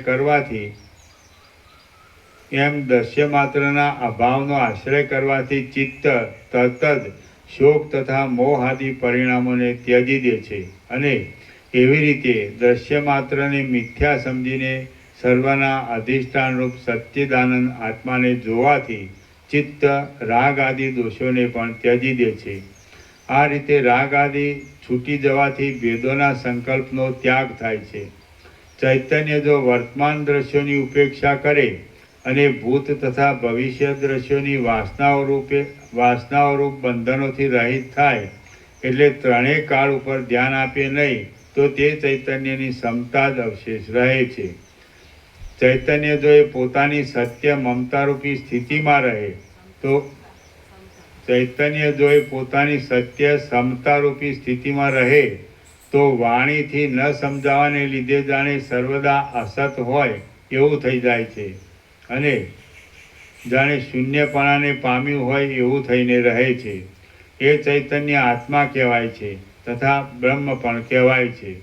અપવાદ દ્રષ્ટિથી જોતા એ ચૈતન્ય કોઈ રૂપ નથી અને આરોપ દ્રષ્ટિથી જોતા એ ચૈતન્ય સર્વરૂપ પણ છે. સઘળા દ્રશ્યોનો અત્યંત બાદ થઈ જતા અખંડ રૂપે અવશેષ રહેનારું એ જે પરમ ચૈતન્ય છે તે જ મોક્ષ એ નામથી કહેવામાં આવે છે. જેમ પડળવાળું નેત્ર મંદ પ્રકાશવાળું હોવાને લીધે કોઈ પદાર્થના સ્વરૂપને બરાબર જોઈ શકતું નથી, તેમ એ આત્મા જો સંકલ્પોથી યુક્ત હોય તો મંદ પ્રકાશવાળો થવાને લીધે આ જગતના પોતાથી અભિન્નપણાને જોઈ શકતો નથી. જે આત્મા પોતામાં સારા અને નરસા સંકલ્પોરૂપી મેલોવાળો હોય તે આત્મા જેમ પાસથી બંધાયેલું પક્ષી આકાશમાં ચડી શકતું નથી તેમ બ્રહ્મ વિદ્યામાં ચડી શકતો નથી. આ જે લોકો છે તેઓ જેમ આંધળા પક્ષીઓ જાળોમાં પડે છે તેમ સંકલ્પોની ભાંજકળને લીધે જ મોહરૂપી જાળોમાં પડેલા છે.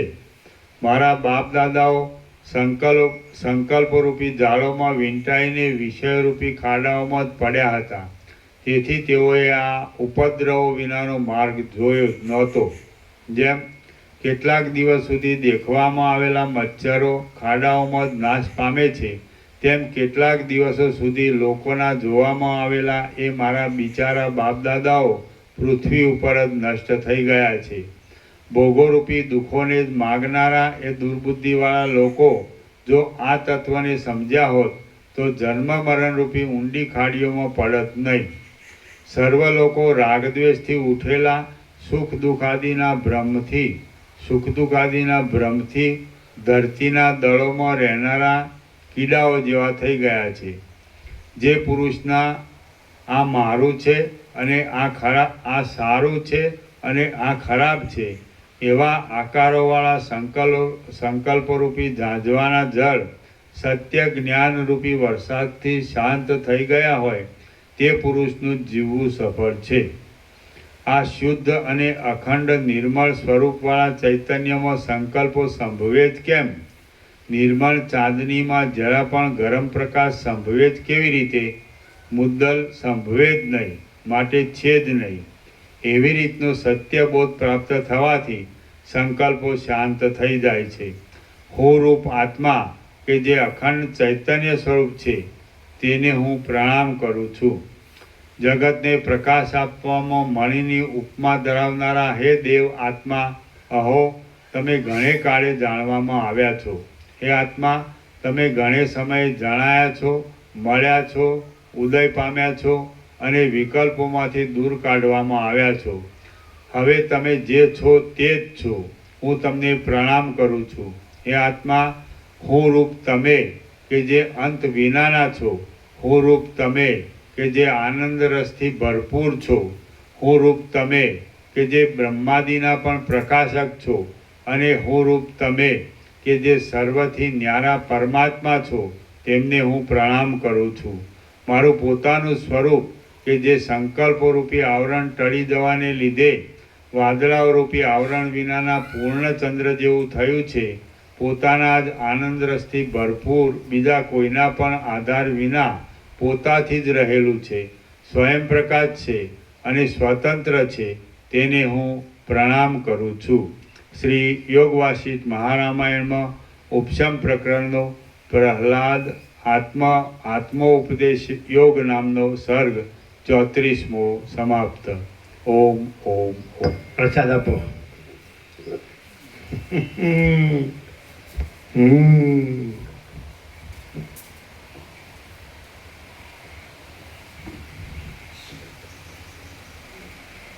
આત્મા શબ્દ વ્યક્તિ માટે નથી, દેહાભિમાનનું હું છે, અહંકાર એના માટે નથી. અનંત ચૈતન્ય પ્રકાશ, અનંત ચૈતન્ય શાંતિ માટે.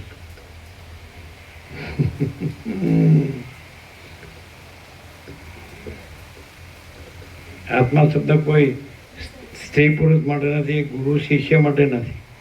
આત્મા શબ્દ કેવળ અનંત ચૈતન્ય પ્રકાશ પરમાત્મા છે એને માટે. મને આત્મા ન કહેવાય. અનંત ચૈતન્ય પ્રકાશ, અનંત ચૈતન્ય શાંતિ એ જ આત્મા.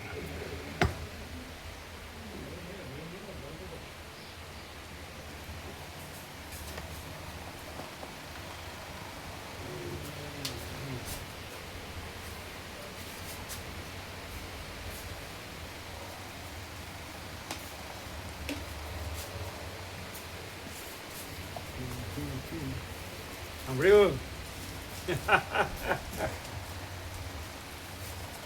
એમને ભમ્યા કરીએ જ ના ખબર પડે, સાંભળવું પડે.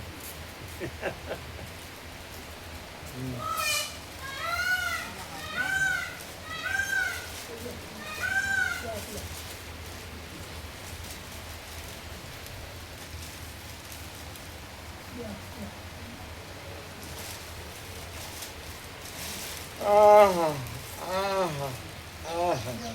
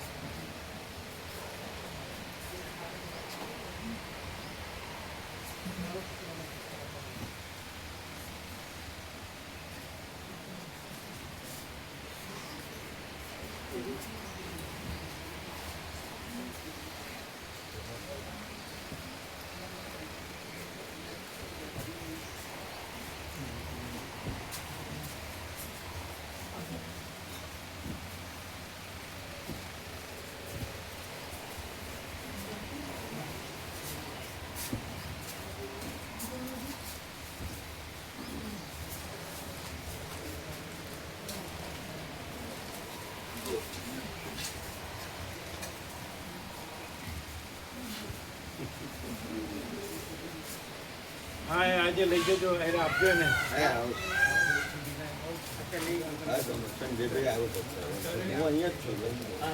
એને ટાઈપ કરાવવાનું 300 થઈ ગયા એટલે ચેક કરું ને એ સુધારેલું લખો ટાઈપ કરો અને સેવા લઈ જવાની 4.5 અને ટાઈપ કરી દેવાનું એકદમ ડીપ એન્ડ આછી થાય નહીં આમ ચોખ્ખું વંચાય અહીંયા આવજો તમે સરસ ફોન કરજો ને અને સુધારવાનું કેમ છે હિરણ્ય કશિપુ રહેવું છે કે પ્રહલાદ રહેવું છે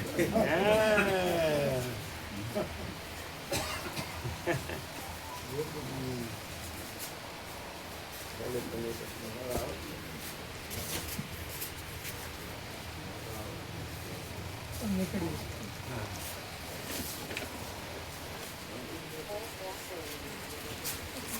ઓમ ઓમ ઓમ થોડું સુધારવાનું છે એટલે નીચે લખી છે ને પેલું વાક્ય શું છે જો 322 તો થઈ ગયા એટલે પેલું લખ્યું હોય કે હા એ કાઢ નાખવાનું સેવા આપી જવી એ કાઢ નાખવાનું એટલે થોડું સેવા આપી જવી એ બરાબર છે એ નહીં સેવા આપી જવી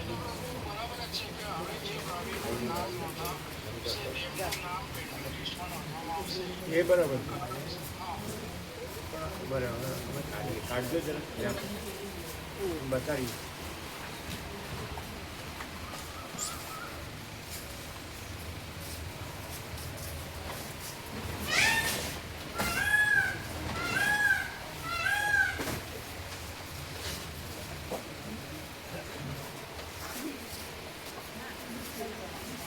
કાલે કાઢ્યો મોકલ્યો હા અમે જોઈએ ને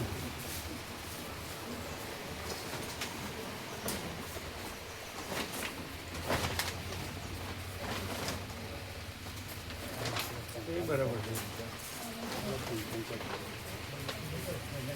સુધારવા જેવું નથી બરાબર જ છે ને